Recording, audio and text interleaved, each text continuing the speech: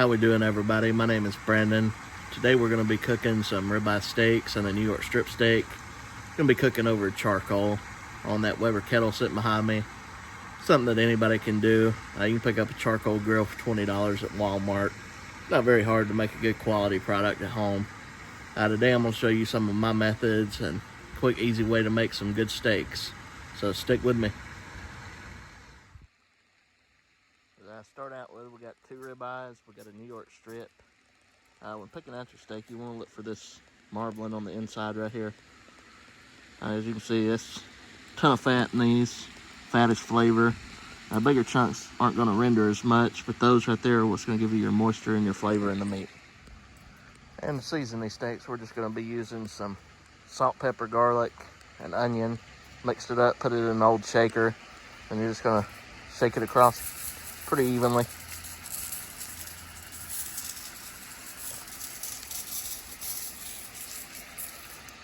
Just like that. And you flip them over.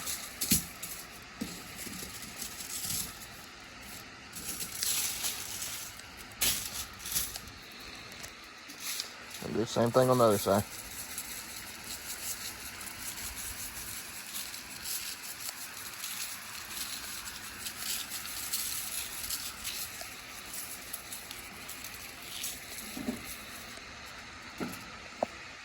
That's it for the rub. And today we're going to be cooking these steaks on the Weber kettle. We'll set up 2-zone cooking on it, and just a second I'll show you how that's going to go. So we've got the lid off now, the top grate.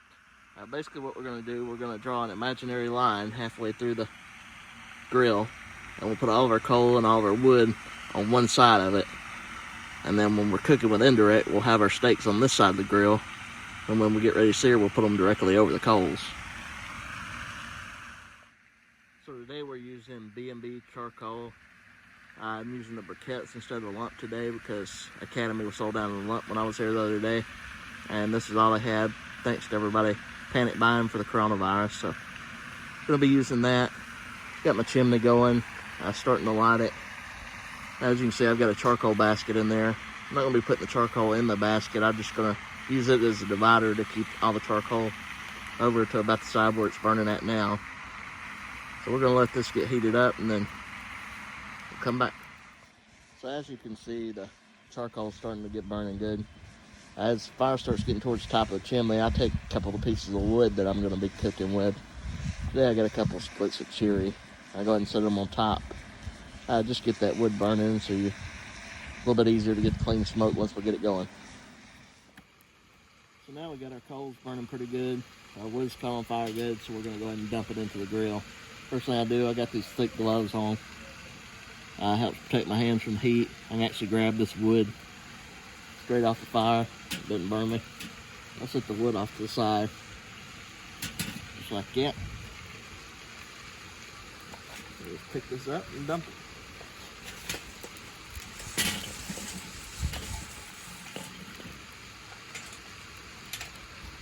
Easy as can be.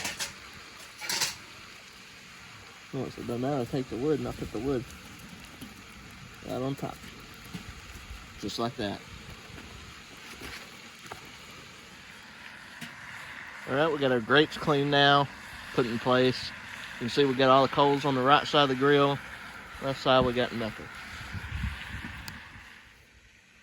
So before we put the steaks on, there's 2 different ways of doing this. You can either do the sear first, then finish it off to your desired temperature on the indirect side, or you can start it on the indirect side, get it to about 10 degrees below your desired final temperature, and then finish it off with a sear.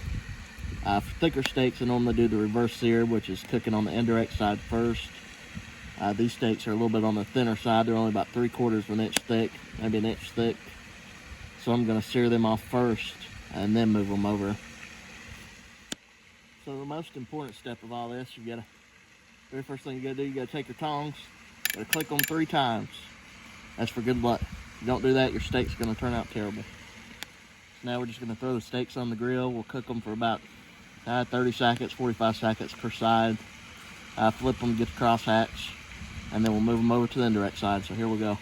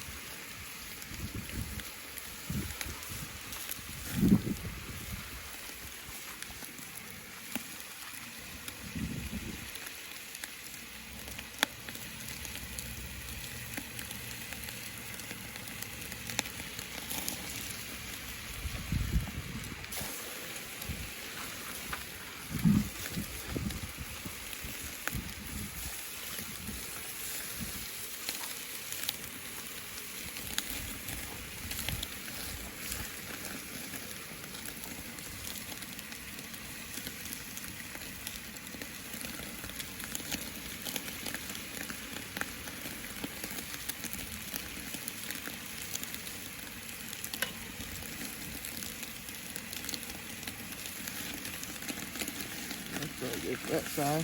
Oh yeah.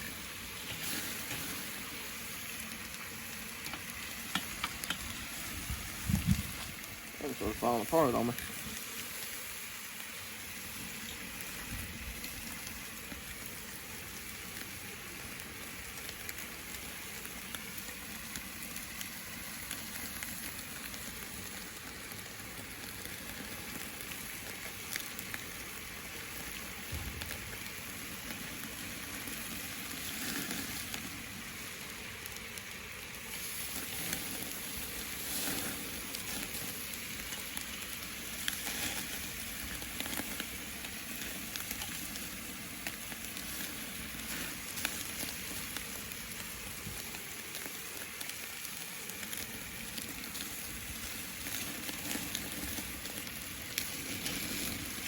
I'm just going to drag this on over here and put it on the indirect side.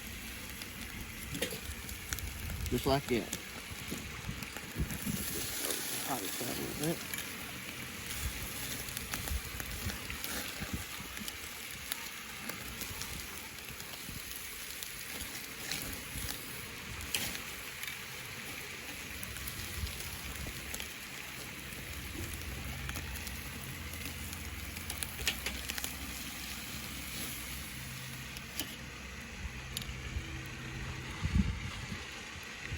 Take that last steak.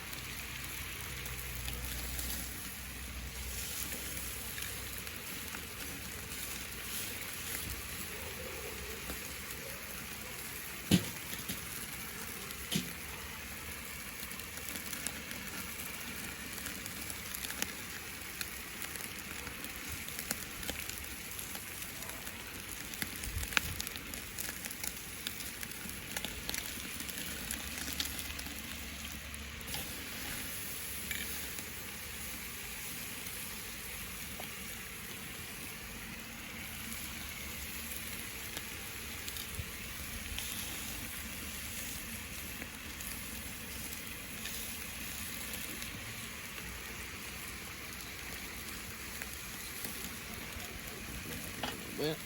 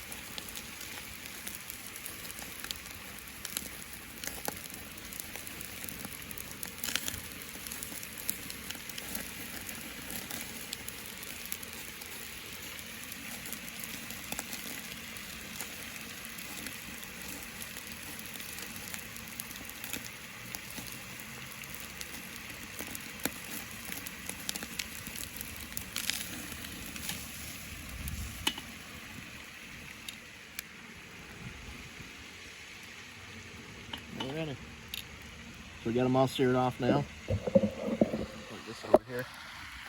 You can see you got nice grill marks on them. Now we're going to keep them to where there's no coals directly below them. We're going to put the cover on.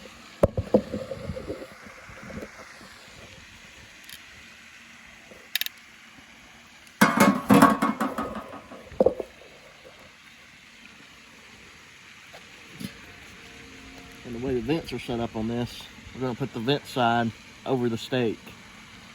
And by doing that, we're going to make the heat and the smoke come up, go up over your meat, and then come out. So just going straight out.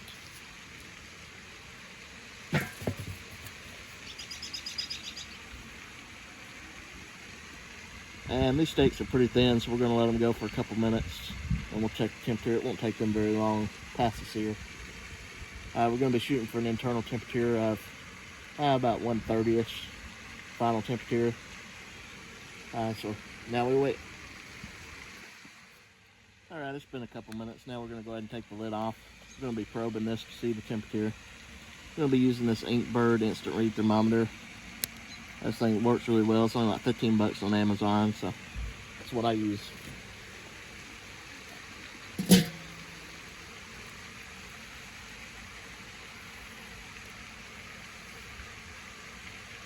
And we're right at 130. This one's got about 15 degrees to go, so go ahead and take them 2 ribeyes off.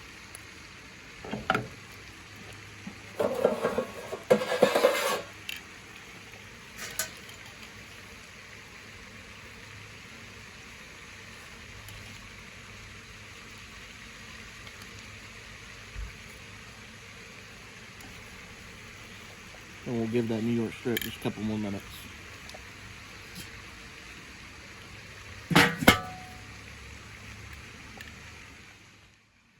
Alright, it's been a couple more minutes, so we're going to go ahead and check this last steak.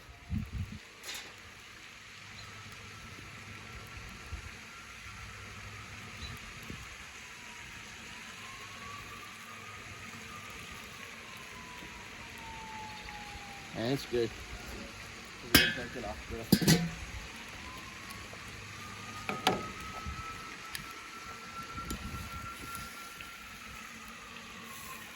Does that look good?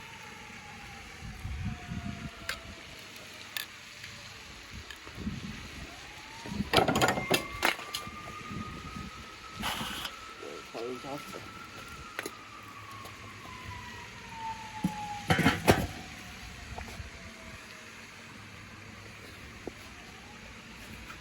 Close off the vent so it'll smother our fire, and then we can reuse the extra coal that we had. I didn't mention this, but while I'm cooking these, I do have both the bottom and the top vents wide open. You can close them a little bit to get the temperature you want. I like to cook hot when I'm cooking these thinner steaks. Usually on the indirect side, I like it to be about 225-ish. For thicker steaks, if I'm doing a reverse sear, doesn't really matter so much doing the sear first, but here we go. All right, we're all done with the steaks now. As you can see, it wasn't anything very difficult. Anybody can do it at home. Hopefully you learned something today. I'm gonna get in here and eat these steaks. I should add that I like my steaks about medium rare, so that's the temperature I went with. If you like yours a little bit more well done, hey, you're the one eating it, so go ahead if you want to run a perfectly good steak. Hopefully you learned something today. If you did, make sure to hit the thumbs up button, and be sure to subscribe if you want to see more videos in the future. Thanks.